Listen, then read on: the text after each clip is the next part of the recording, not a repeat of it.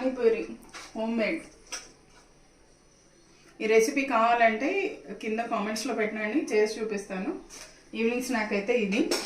దానికి ఈజీగా సింపుల్గా అయితే నేను ఆలూను బఠానీ, తెల్ల బఠానీ బాయిల్ చేసి సాల్ట్ కొంచెం మిరియాల పొడి వేసి పెట్టాను.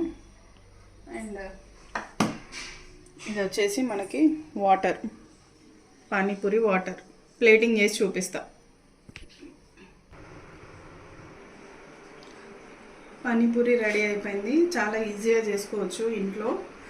నేనేం పానీపూరి మసాలా కూడా వాడలేదు, చాలా సింపుల్ మెథడ్లో చేశాను. కావాలంటే కామెంట్స్లో పెట్టండి, చేసి చూపిస్తాను.